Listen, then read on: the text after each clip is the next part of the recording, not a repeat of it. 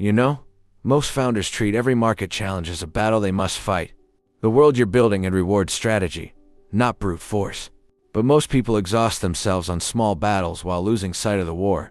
By the end of this video, you will understand why a 2,500-year-old military treatise remains required. Reading for the world's most successful CEOs.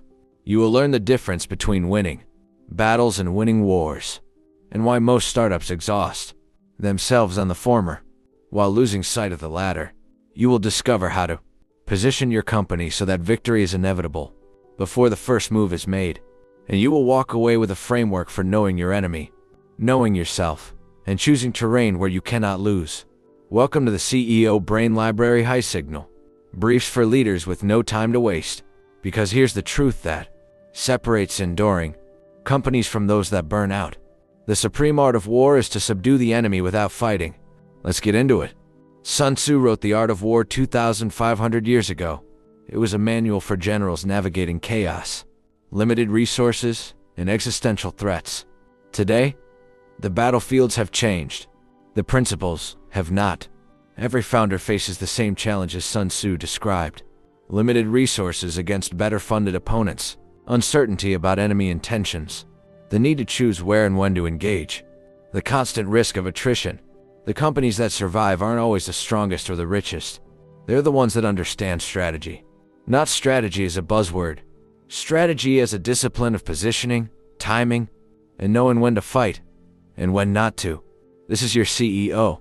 Brief on the Art of War by Sun Tzu, the original playbook for winning without exhausting yourself. Sun Tzu's most quoted passage is also his most important. If you know the enemy and know yourself, you need not fear the result of 100 battles. If you know yourself but not the enemy, for every victory gained you will also suffer a defeat. If you know neither the enemy nor yourself, you will succumb in every battle. Most founders obsess over their own product, their own roadmap, their own vision. That's knowing yourself. It's essential, but it's only half the equation. Knowing your enemy means understanding your competitor's strengths and weaknesses, knowing their strategy, their constraints, their pressure points, anticipating their moves before they make them, recognizing when they're vulnerable and when they're invincible. The evidence. When Dropbox launched, there were dozens of file-sharing competitors. Most of them focused on features, more storage, faster sync, better design. Dropbox did something different. They studied their enemy. They realized the biggest competitor wasn't another startup. It was human behavior. People didn't trust the cloud. So instead of competing on features, they competed on psychology. The now famous demo video showed a founder struggling with USB drives, forgetting files, the pain everyone knew him. It went viral. Dropbox won not by being technically superior, but by understanding the enemy better. The lesson for you? Map your competitive landscape. Not just who they are, but what they fear, what they can't do, where they're vulnerable, and be honest about your own vulnerabilities. If you can't name 3 ways a competitor could beat you, you haven't studied them enough. Another foundational principle. The skillful leader subdues the enemy's troops without any fighting. He captures their cities without laying siege to them. He overthrows their kingdom without lengthy operations in the field. Sun Tzu taught that the highest form of victory is to win before any conflict begins. How? By positioning yourself so that your victory is inevitable. This means choosing terrain that favors you, entering markets where you have an unfair advantage, building moats that make competition futile, waiting for the right moment to act. The evidence. Consider how Apple entered the smartphone market. They didn't launch the first smartphone. BlackBerry and Nokia had been fighting for years. Apple waited. They observed.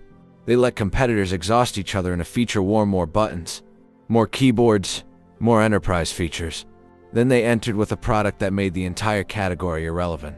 Not by fighting the existing war better, by changing the battlefield entirely. The lesson for you? Before you launch a product, enter a market, or take on a competitor, ask yourself, is this terrain that favors us? Do we have an unfair advantage here? Can we win without a prolonged battle? If the answer is no, wait. Observe. Position yourself so that when you move, victory is already certain. Sun Tzu devoted entire chapters to terrain. Why? Because in warfare, where you fight matters as much as how you fight. For CEOs, terrain is market conditions. Mature markets are like ground where both armies are entrenched.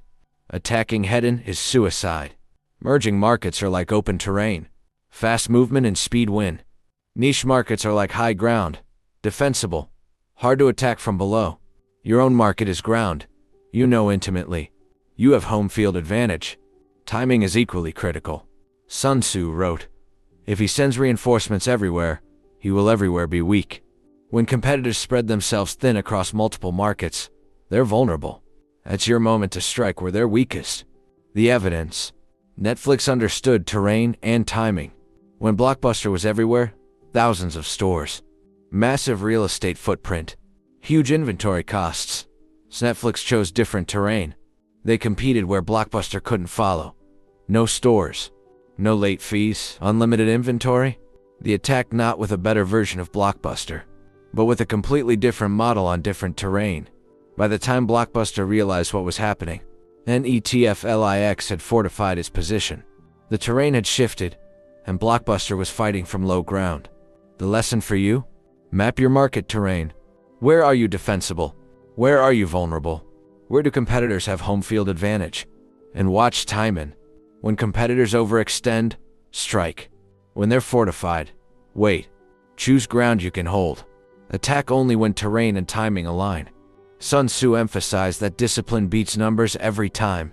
If a general shows confidence in his men but always insists on his orders being obeyed, the gain will be mutual. In war, chaos kills. In business, chaos is equally fatal. Discipline in business means clear decision-making frameworks, consistent execution across the organization, accountability at every level, alignment around a shared purpose. The contrast. Companies that lack discipline try to compensate with speed.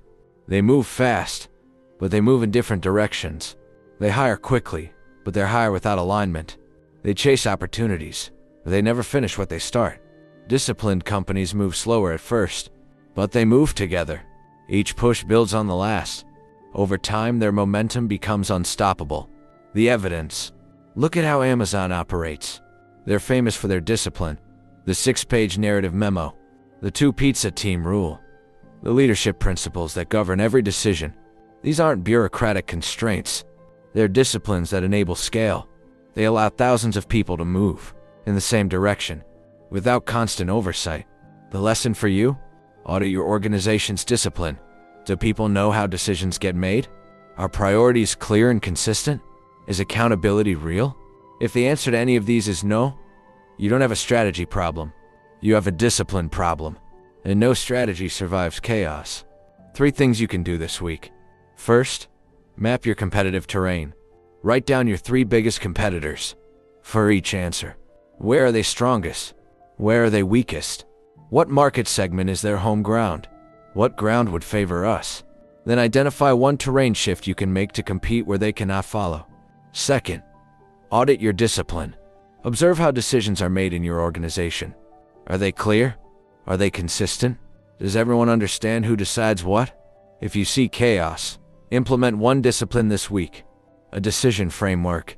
A weekly review. A single metric that everyone tracks. Start small. Build. Third, practice strategic patience. Identify 1 market battle you're currently fighting. Ask yourself, do we need to fight this now? Can we wait for better terrain? Better timing? Is there a way to win without fighting? If the answer is yes to any of these, pause. Don't engage. Let the market evolve. Let competitors exhaust themselves. Move when the moment is yours. Let's lock this in. 1. Know yourself and know your enemy. Study competitors as rigorously as you study your own business. Understand their vulnerabilities as clearly as your own. 2. Win before the battle. Position yourself so that victory is inevitable before you make your first move. Choose terrain you can hold. 3. Terrain and timing determine everything. Don't fight where you're weak. Don't fight when you're not ready. Choose engagements where advantage is yours. 4. Discipline beats chaos. Clear systems. Consistent execution. Real accountability. These are not bureaucratic constraints. They're competitive advantages. 5. The highest victory is winning without fighting. Sometimes the best strategic move is to let Competitors destroy each other while you build. Brief complete. Now go position yourself. Strategy is not about fighting harder. It's about fighting smarter, knowing where, when, and whether to engage. Positioning yourself so that when the battle comes, you've already won. That's the art of war. And it's the art of building something that outlasts every competitor. Now, out of all of the lessons in this brief, which one will you implement first? Let us know in the comments. And as a reward for those of you watching until the very end, here's your well-deserved bonus. The highest form of strategy looks like doing nothing, while competitors exhaust themselves in feature wars, price wars, and talent wars. The strategic CEO watches, waits, and builds. They know that most battles are not worth fighting. They know that victory is often achieved through patience, not action. Sometimes the most powerful move is to not move at all. This is the CEO Brain Library high signal briefs for leaders with no time to waste. If this landed, subscribe. Next episode, The One Thing by Gary Keller and J. Papasan. Why doing less is the only way to achieve more. And how to identify the one thing that makes everything else easier or unnecessary. Until next time, choose your ground wisely.